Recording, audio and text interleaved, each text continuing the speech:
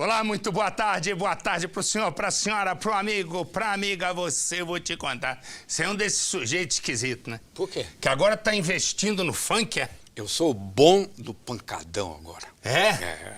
Tu tá gastando um dinheiro lá? Tô ganhando dinheiro, a multidão paga lá, olha, até uma boa grana. Viu? O MC Kevinho tá contratado por você? Não, MC agora não é páreo pra mim. Agora, Kelvinho? Agora é o Percival, o bom do pancadão. O bom do pancadão. Olha o que fizeram pro Percival. Mostra aí, roda. O funk de Percival. Põe aí. Corta pra mim, olha só, mas que legal. Eu cheguei no baile funk e encontrei o Percival. Ahá, e na entrada Percival tava bolado. O dedo era cordão de ouro e um carro importado. Dentro do baile, vou dizer como é que é. Já fechou o camarote e encheu ele de mulher. É o Kelvin, o Jé bolado, o Percival tá muito louco, gritando de lá de cima. Corta pra 18, corta pra 18. Dedeira tem vários bytes e também cordão de ouro. Corta pra 18, corta pra 18. Percival no camarote com mulher tá muito louco. Corta pra 18, corta pra 18. É o Percival no baile, o mundo já tá muito louco. Sabe por que eu sei, Marcelo? Porque eu estava lá.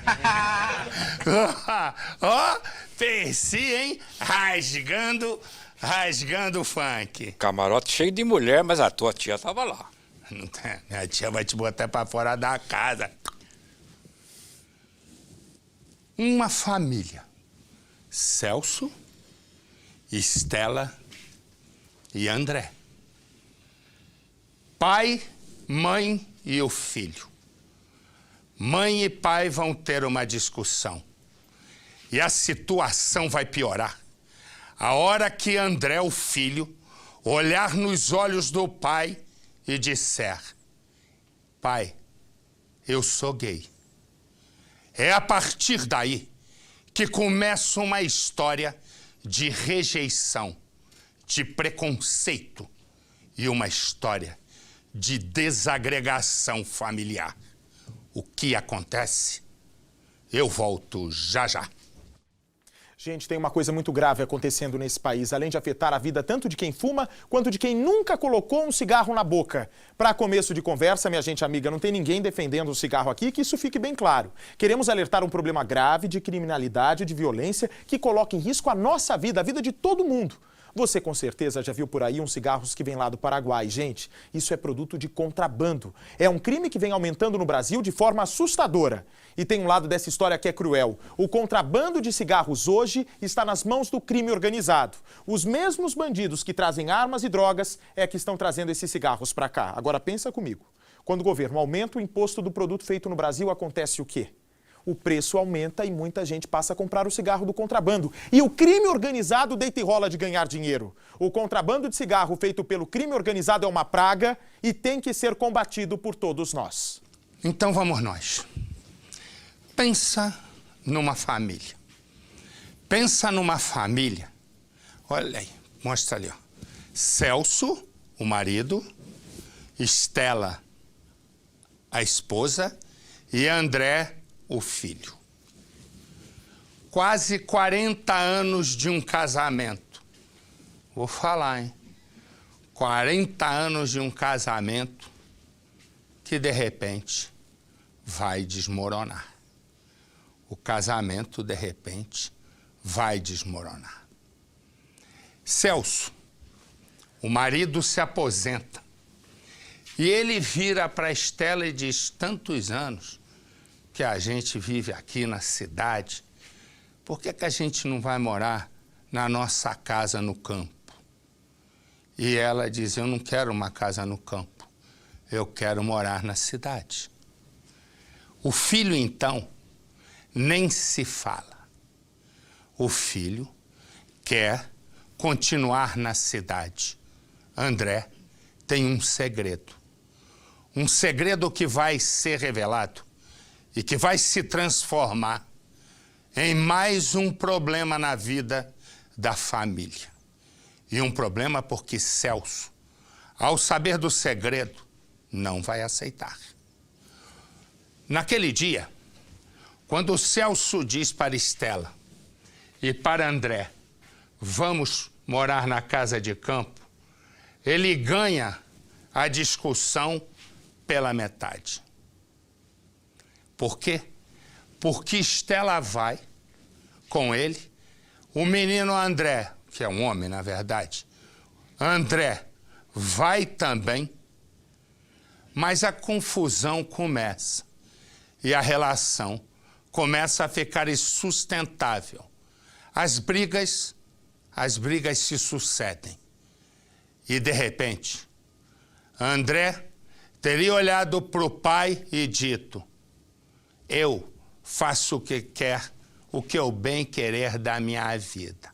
Até porque a minha opção sexual é outra. Eu sou gay. Para Celso, aquilo foi um choque absoluto. Ele deixou de olhar o filho como filho, num preconceito gigante e desnecessário. Mas ele não aceitava que o filho tivesse uma outra opção sexual, como se isso fosse mudar o amor entre pai e filho e como se isso fosse determinante na vida de um ou de outro. As brigas agora se tornam ainda mais furiosas. E André volta para a cidade. André fica mais tempo na cidade e Celso e Estela vão continuando lá no campo, mas brigando. Até que chega num dia que a briga explode. A questão é que Estela e o filho já tinham tomado uma decisão. E a decisão era acabar com a vida de Celso, o marido e o pai. Aquela coisa insustentável acaba se transformando numa tragédia. Uma tragédia que antes era um poço de ressentimento. André, o filho e Estela se unem e tomam a decisão. Chegou a hora de terminar com ele. Ele é o pai e o marido. Eles vão, acabam com Celso, jogam o corpo numa estrada e só agora eles são indiciados como os assassinos. Mas a justiça diz que eles não representam nenhum risco à sociedade. O risco que eles representavam era o passado, que foi matar o marido e o pai. Eu não sei aonde a lei tem a cabeça, mas se eu sou o juiz, eu não aceito esse argumento. Celso está morto. E segundo a família de Celso, Estela e o filho André vivem pelo mundo passeando e gozando o dinheiro conquistado durante todo esse tempo pela família. Foi no Cidade. A irmã de Celso está revoltada com o trabalho da polícia. O inquérito já foi encerrado, mas os indiciados por homicídio qualificado e pela ocultação de cadáver do engenheiro estão soltos. Que eles estão vivendo, já passou vai fazer 2 anos, já fez 2 anos e meio que ele morreu. E ele perdeu a vida e eles não, eles estão vivendo e muito bem. O surpreendente é que Celso não foi morto por inimigos. Os assassinos estavam dentro de casa. A mulher e o filho da vítima. Segundo a polícia, Estela e André são os culpados, mas o pedido de prisão preventiva não foi feito porque mãe e filho não representariam riscos para a sociedade. Que em que pese nós tenhamos, né, provas robustas do que aconteceu, nós temos indícios fortes de que realmente apontam a autoria desse crime, né, para uma dupla de pessoas que praticaram esse crime. O que nós não temos é uma vinculação a essas pessoas dos requisitos dessa prisão preventiva, né? Nós não podemos afirmar que eles estão destruindo provas, ou estão coagindo testemunhas, ou que são criminosos em potencial. A indignação da irmã de Celso só aumenta porque, além da morosidade da justiça, os assassinos do engenheiro vivem como se nada tivesse acontecido. André e Estela mantêm páginas em redes sociais. colocam fotos de viagens e festas. Levam uma vida normal. O comportamento de mãe e filho não surpreende mais Cleonice. Os acusados foram ao velório, ao enterro e à missa de Celso. São pessoas assim que frias, né? Muito frias. Porque, como é que é? Mata e depois chora no enterro e vai na missa. Ela chegou aí na missa do 30º dia. Porque eu fui lá, daí nesse dia eu fiquei sabendo naquela tarde, eu tive que ir na missa de tardezinha para poder enfrentar ela e tive que ficar quieta, porque eu também não podia falar nada, né? Celso Ramos Cristobal tinha 59 anos, morava em um sítio em Morungava, no interior de Gravataí. Segundo a investigação, depois de uma briga com a mulher e o filho, Celso foi agredido e morto por asfixia. Depois de terem matado Celso, mãe e filho colocaram o corpo do empresário dentro de um carro. Eles rodaram mais de 3 quilômetros até chegar a essa estrada de chão batido, em uma zona rural de Gravataí. Testemunhas viram uma mulher e um rapaz descendo do carro. Foi o jovem que tirou o corpo do porta-malas e arrastou até este córrego. Um ano depois, os motivos que levaram a mulher e o filho de Celso a cometerem o crime começam a ser revelados.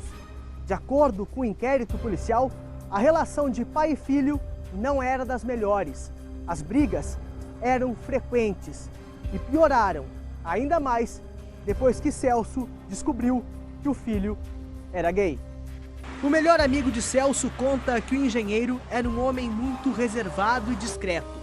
Raramente comentava com outras pessoas o que acontecia dentro de casa. Nunca tocava em assunto da família dele. Reservado? Reservado. Um cara muito discreto. Ele só falava, todo mundo é maravilhoso, a família é maravilhosa. É isso que ele falava.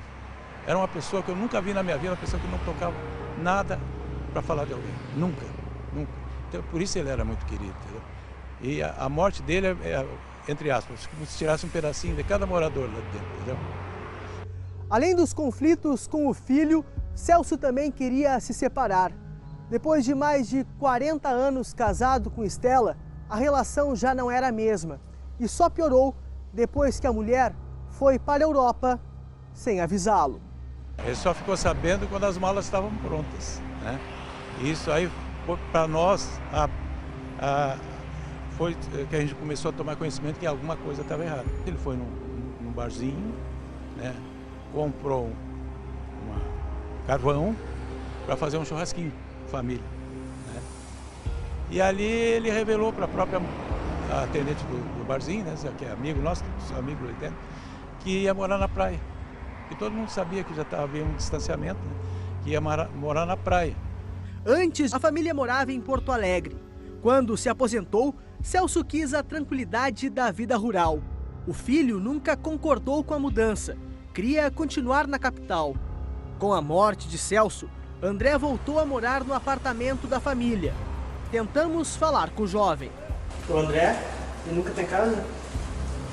A mãe dele não tá aí? Não é sozinho? Então, só tardinho, né? O imóvel no bairro Santo Antônio também era motivo de discussão entre a família. Celso queria vendê-lo para comprar uma casa no litoral. André e Estela eram contra. Para Cleonice, nada justifica a forma brutal como o irmão foi morto. Da maneira como ele foi tirado da vida dele e jogado, né? Jogar o pai numa estrada, né? E não assumiu o que fez, eu acho uma covardia isso.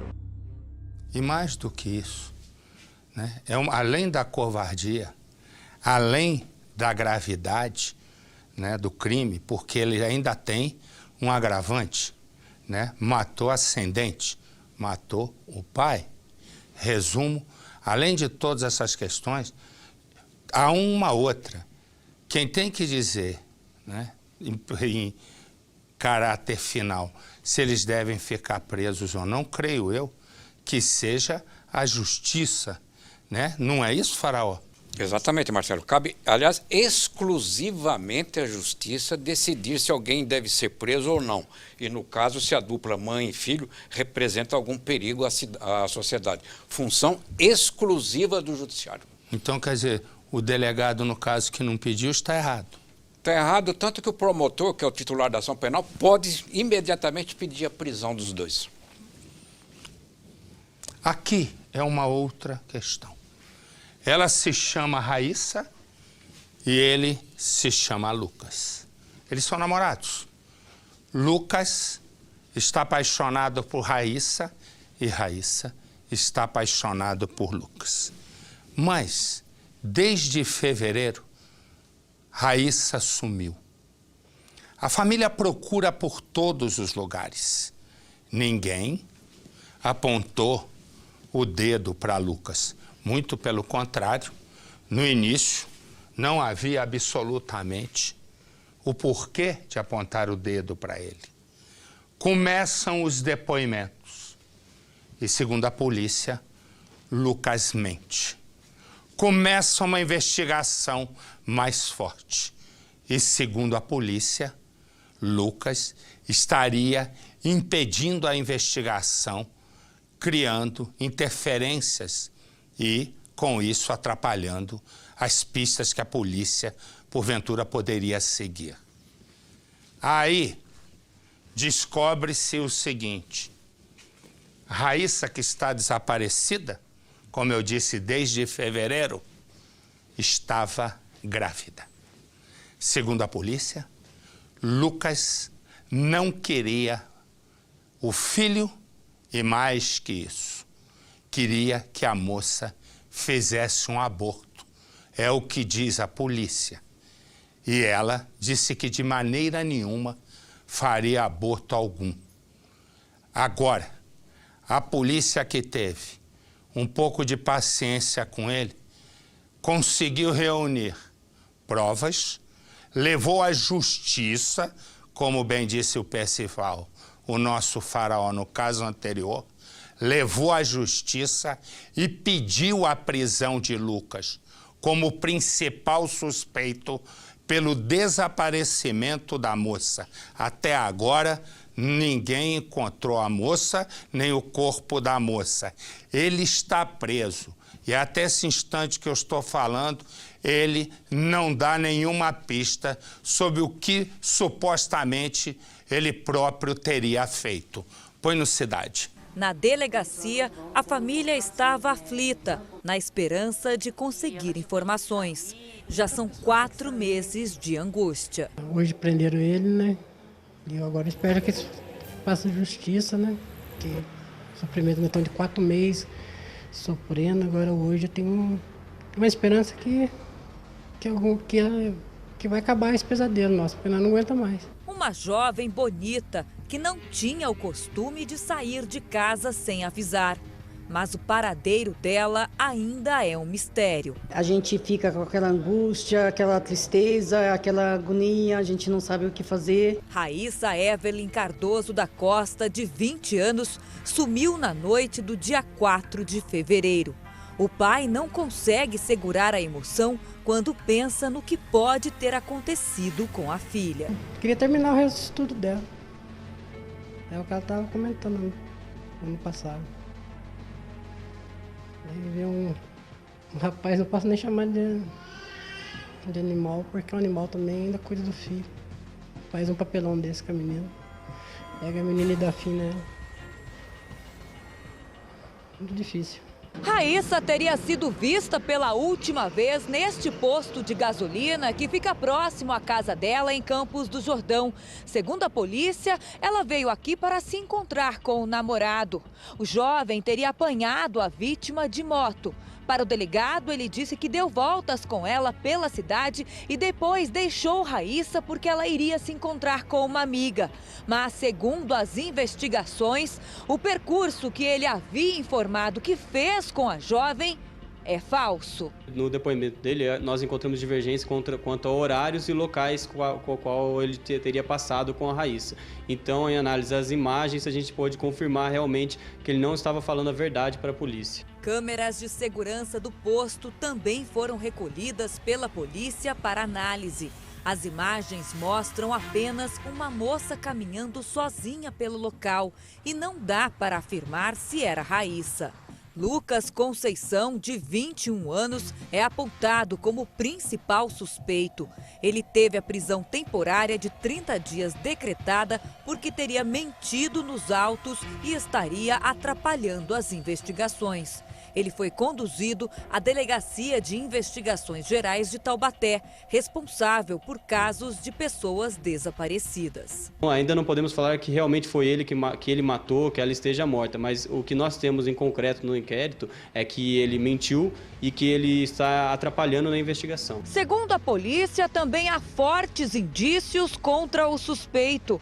O celular dele foi apreendido e as mensagens trocadas entre o casal teriam sido apagadas. Já o aparelho telefônico da jovem foi encontrado destruído em via pública dias depois do desaparecimento dela. Conseguimos localizar o telefone celular dela, que teriam sido encontrado com algumas mulheres, que em interrogatórios as mulheres nos afirmaram que encontraram o celular próximo ao cemitério municipal. Ele estava aberto, sem chip e totalmente resetado, não tinha mensagem, não tinha nada. Então, provavelmente quem fez isso era para dificultar o trabalho da polícia. O casal estava junto há 1 ano, mas a família dela ainda não conhecia o namorado. A polícia teve acesso a mensagens telefônicas de Raíssa com uma amiga. Nelas, a jovem pede ajuda. Demonstra que o namorado fazia ameaças para ela tirar a criança. Nós temos provas nos autos de que o encontro com o Lucas seria para terminar o relacionamento e para avisar ele que ela, sim, iria ter o filho dele, que ela não iria abortar. São motivos que talvez levassem Lucas a cometer ou fazer alguma besteira. Para a polícia, a gravidez foi o principal motivo de desavença entre o casal. Se ele pegou ela e matou ela, não justifica, só por causa de uma gravidez, ele fazer isso. Ele estragou a minha vida, mas pode ter certeza que ele estragou a vida dele também. Né? Por causa de uma gravidez, pelo amor de Deus. Eu espero justiça se ele fez isso. Vocês cuidariam da criança tranquilamente? Cuido de um vai fazer 9 anos agora. Por que eu não ia cuidar de outro? O principal suspeito foi preso. Mas onde está Raíssa? A polícia acredita que novas pistas devem surgir para ajudar a esclarecer esse mistério. O inquérito está em fase final, eu não posso adiantar muita coisa para não atrapalhar as investigações. Existem algumas diligências ainda a serem feitas. Como eu falei, o Lucas ainda não é considerado culpado, a Raíssa não é considerada morta, só que nós temos já fortes indícios de algumas coisas que já estão se materializando no inquérito policial. A gente vem acompanhando ao longo desse período toda a investigação, então a gente acredita muito que essa moça venha a ser encontrada. Já com os olhos cansados de tanto chorar, o pai quer uma resposta. Agora eu espero que se ele fez algum mal também para ela, ele fala depois também, né? Se ela tá viva, se tá morta, para poder acabar esse sofrimento nosso também, que não aguenta mais. Esse é o sofrimento. Imagina você, eu já cobri casos assim, onde a pessoa desaparece, a polícia tem um suspeito e, de repente, o sujeito não abre a boca. Não diz absolutamente nada, nem sob pressão. E a polícia fica completamente atada porque não tem um caso de assassinato. Está investigando um caso de desaparecimento e um suposto assassinato. E para achar a pista é complicado. Porque ou alguém vê o corpo, alguém sente um cheiro, mas se isso não acontece e o cara não abre a boca, é rolo, porque não tem como indiciar o sujeito no crime. Mas ele já está preso. Esse aqui, você, imagino que conhece, é o lateral esquerdo colombiano Armeiro, que já jogou aqui no Palmeiras, jogou aqui no Flamengo também. Bota ele aí jogando, porque ele está na cadeia agora nos Estados Unidos. Isso é um gol dele aí, ó. Ele agora está vestindo essa camisa aí, que é a camisa da Udinese, da Itália. Ele está jogando no momento no futebol italiano. Errei. No momento, ele está jogando no time da cadeia nos Estados Unidos. Por quê? Corta para mim. O jogador Armeiro foi passar férias nos Estados Unidos, né? Ele que joga agora na Udinese da Itália, time onde já jogaram o Zico, também jogou o Edinho, que jogou na seleção brasileira, e ele está lá. E o que aconteceu? Ele foi para os Estados Unidos passar férias em Miami. Levou esposa e os 2 filhos. Tem inclusive a foto aqui. Mostra aqui a foto da família. Tem a foto da família, ele, né, com a esposa, olha aí, ó. Ele, a esposa e os 2 filhos. Estão nos Estados Unidos passando férias, aí eles saíram do hotel e foram tomar uma, né? Foram passar régua, beberam, não sei o quê. Quando ele volta, o jogador Armeiro, volta, inclusive jogou já na seleção colombiana. Quando ele volta para o hotel, ele quer fazer sapé-quiaiá. E a esposa não está com vontade de fazer sapé-quiaiá. E o homem acha que é assim, que quando quer, a mulher tem que fazer, né? Isso para mim tem um significado, estupro, né? Para mim é isso.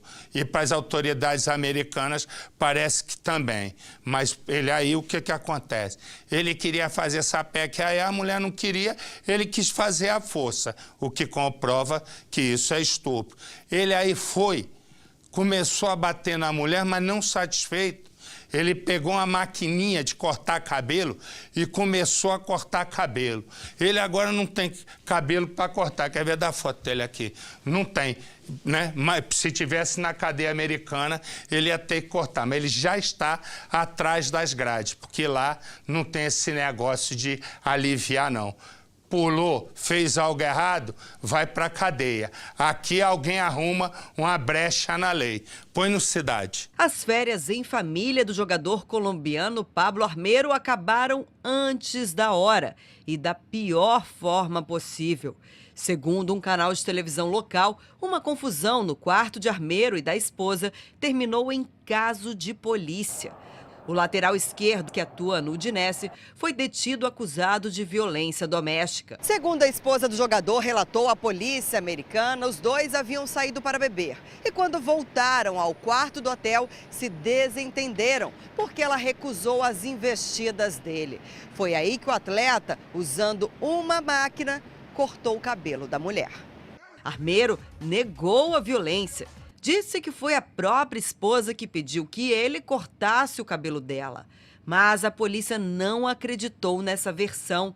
Armeiro, que é acostumado a jogadas nas 4 linhas, terá que explicar essa falta grave, fora de campo, ao juiz do tribunal. O jogador colombiano ganhou fama no Brasil enquanto jogava no Palmeiras. Enquanto vestia a camisa alviverde, Armeiro foi um dos responsáveis por acirrar a competição entre Palmeiras e Santos.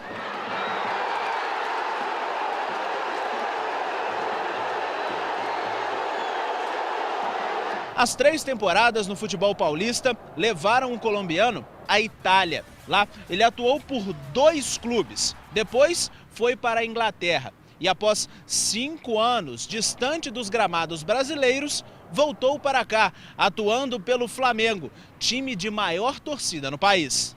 A passagem dele pelo Rio de Janeiro foi rápida. Logo, Armeiro retornou para a Itália. Mas enquanto ele não for liberado pelas autoridades americanas, o jogador não tem data para retornar à Europa. E, portanto, as autoridades americanas, nesse momento, estão decidindo qual vai ser a punição do jogador, se ele pode pagar fiança, se ele tem que ficar nos Estados Unidos ou se ele vai ser imediatamente mandado de volta para de onde ele veio, a origem, que é a Itália, onde ele está jogando. É uma decisão que vai ser tomada aqui daqui a pouco. Nesse momento, a decisão está, o juiz está decidindo o que vai fazer. E já eu dou a informação. Pimba, 26 anos. José Arimateia mora aqui no interior de São Paulo. E ninguém imagina que homem é ele. José vive uma vida de respeitabilidade, uma vida, não sei se você já viu ou conhece Ribeirão Preto. Ribeirão Preto, aqui no interior de São Paulo, é uma cidade magnífica, linda, grande e uma potência econômica muito grande. E ele vive lá e vive como um homem de grande respeito. 26 anos se passaram, desde que ele fez aquilo. E o aquilo foi matar a esposa. Isso é a justiça brasileira. Ele é condenado a uma pena extremamente pequena para quem mata, né? Ele foi condenado a 14 anos de cadeia. 14. Só que a justiça, né, seguiu ao pé da letra e decidiu conceder um mecanismo jurídico para que ele respondesse em liberdade o recurso. Chama-se habeas corpus. Muito bem. Ele consegue e desaparece. E ele está certo, né, que nada vai acontecer. Se ele não tivesse sido condenado, como o crime dele tem tanto tempo, já teria prescrito. Isto é, ele não poderia mais ser preso.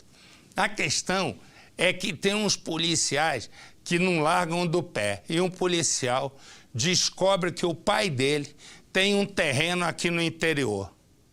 26 anos tem o crime, hein? Vão, o papapá corre atrás dele e encontra. Encontra ele que imaginava que o respeitável, né, José Arimateia ia viver na moleza para sempre. Põe a imagem aí para mim, por favor. Repara ele aí, preso fazendo cabaninha. Agora está sem cabaninha.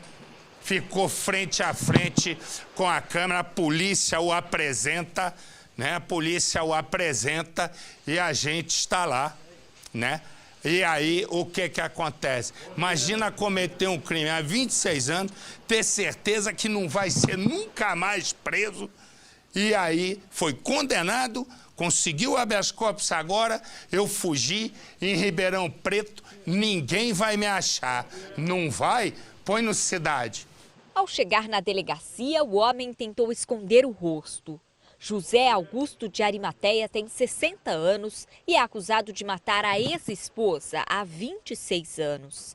Ele estava escondido em Ribeirão Preto, onde foi preso. Tínhamos informação que ele estaria morando nessa residência, cumprimos o mandado no local. Quando vocês chegaram, ele estava dormindo? Estava saindo do imóvel. José Augusto matou a tiros a ex-esposa durante uma discussão. O casal estava em processo de separação.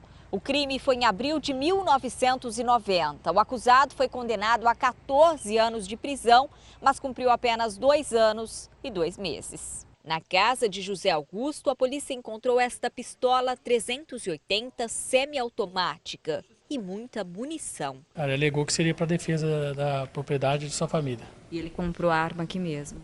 Isso, aproximadamente 15 dias. José Augusto estava em liberdade porque o advogado conseguiu um habeas corpus antes da condenação.